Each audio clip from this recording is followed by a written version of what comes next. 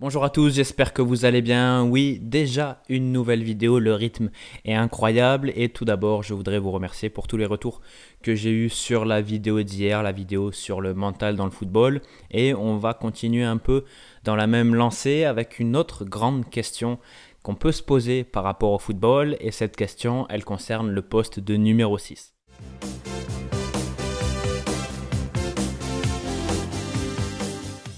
Alors effectivement, si vous avez vu le titre de cette vidéo, vous l'avez peut-être remarqué, c'est une discussion que j'aurais très bien pu avoir avec mon ami Dédé hier au bar, mais malheureusement, on n'a pas pu en arriver jusque-là. Donc la question du numéro 6, la question du physique chez un numéro 6, c'est quelque chose qu'on pourrait aussi ranger dans la case des poncifs, mais qui mérite quand même aussi une réflexion autour de cette question. Et pour illustrer cette fameuse question, qui est quelque chose d'immuable dans le temps, parce qu'on y a droit à chaque fois, quand il y a une concurrence notamment entre un joueur qui a potentiellement sur le papier un profil plus défensif qu'un autre qui aurait potentiellement là encore un profil plus technique.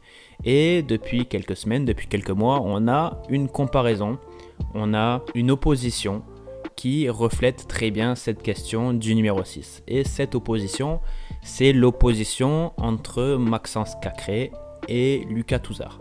Donc, pour caricaturer un peu cette opposition, ce débat, l'idée, pour ceux qui défendent la place de Lucas Touzard dans le 11 de l'Olympique Lyonnais, c'est de dire que Lucas Touzard, par rapport à Maxence Cacré, il t'apporte plus de physique, il t'apporte plus d'impact, plus de poids et peut-être plus d'équilibre. Ça, c'est souvent des termes qu'on retrouve chez des personnes qui cherchent à défendre ce profil type, ce profil de joueur.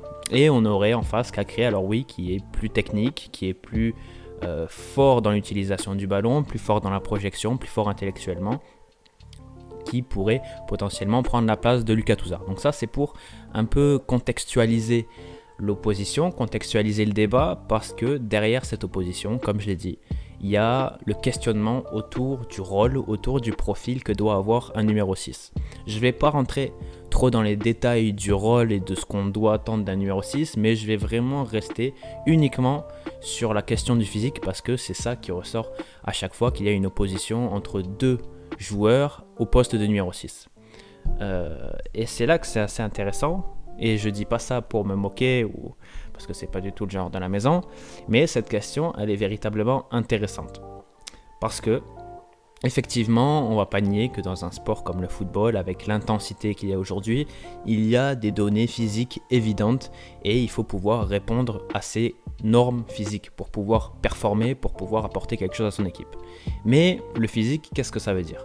Est-ce que le physique, ça veut dire, comme on peut le voir avec l'opposition entre Cacré et Touzard, est-ce que ça veut dire un poids sur la balance? Est-ce que ça veut dire une masse musculaire? Est-ce que ça veut dire un impact dans les duels? Est-ce que c'est vraiment ça qui compte quand on parle de physique chez un joueur?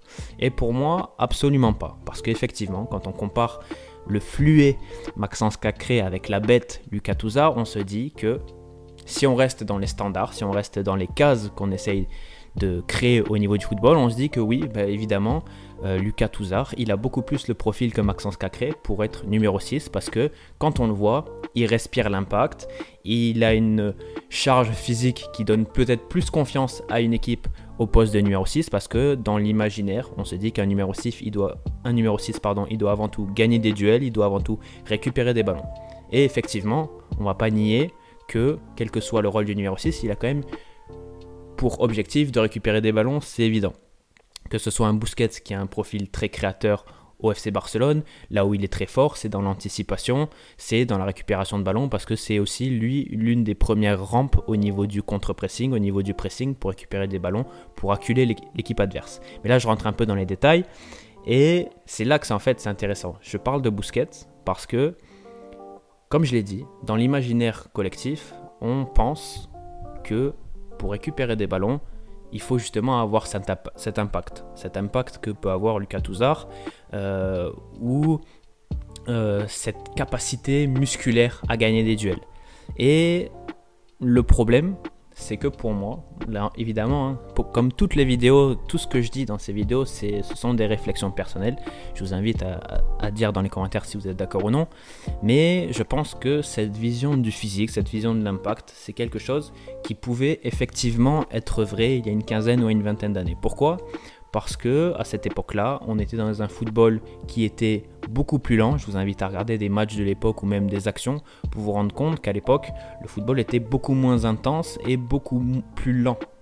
Et de ma vision, j'ai l'impression qu'à cette époque-là, on avait effectivement donc le terrain de football qui était toujours aux mêmes distances, mais que chaque joueur, il avait vraiment une zone prédéfinie.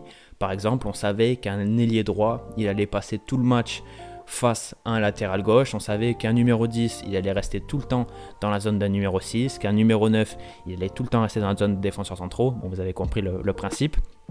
Et que du coup, forcément, dans cette configuration-là, où chacun a une zone prédéfinie, tu vas forcément rencontrer beaucoup de duels au cours d'un match. Donc forcément, un ailier, il va devoir être vif pour pouvoir déborder son latéral, etc., etc.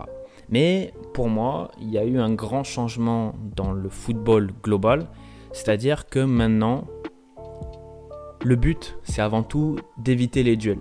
Parce que les duels, c'est quelque chose qui a une marge d'erreur, c'est quelque chose qui, pour gagner un duel, demande beaucoup de qualité intrinsèque, et qu'elle soit technique, qu'elle soit physique, mais que le but aujourd'hui, c'est avant tout d'éviter les duels. Comment ? Eh bien, en attaquant des espaces vides, en ayant beaucoup de mouvements, en se démarquant, etc., etc.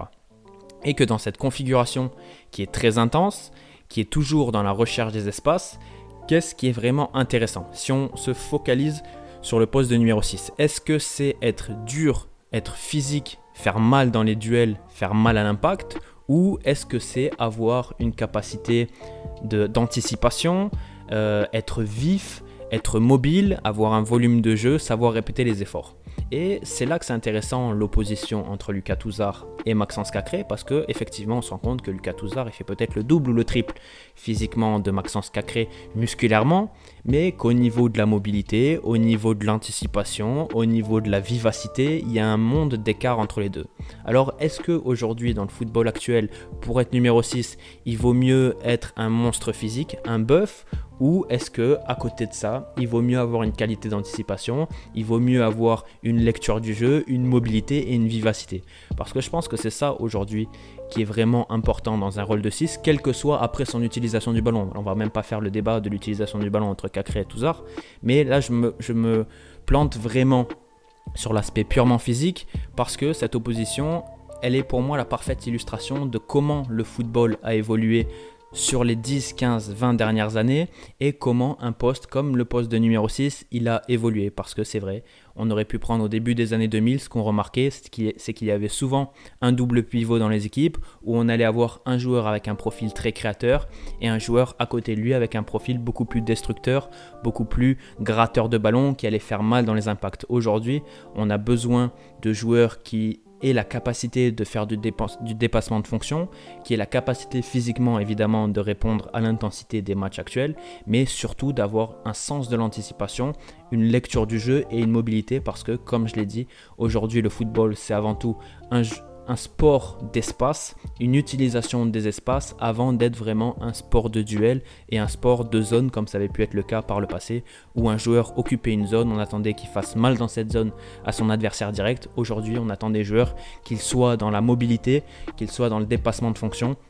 Et par rapport à tous ces critères, par rapport à toutes ces normes du football actuel, qu'est-ce qu'il faut ? Il faut de l'anticipation, il faut de la mobilité, et le physique, l'impact physique, ça devient presque accessoire dans cette situation-là, parce que tu n'es plus dans un sport où tu es appelé, où tu es voué à être dans le duel constant, le duel perpétuel. Donc voilà, c'était une vidéo qui me trottait dans la tête depuis quelques temps, et comme ce débat entre Touzard et Cacré, c'est quand même quelque chose qui s'en va et qui revient. On avait cru que Maxence Cacré avait gagné sa place par rapport à Lucas Touzard, mais on se rend compte sur les dernières sorties que c'est pas le cas. Et comme on a un match de l'Olympique Lyonnais demain face à la Juve, on va certainement encore avoir beaucoup de débats sur les potentiels choix de Rudy Garcia. Donc c'était l'occasion, je pense, de traiter ce sujet. N'hésitez pas dans les commentaires à me dire si cette vidéo vous a plu, si vous souhaitez que je continue un peu ce genre genre de réflexion décousue en slip sur ma chaise. Et on se retrouve très bientôt pour une nouvelle vidéo.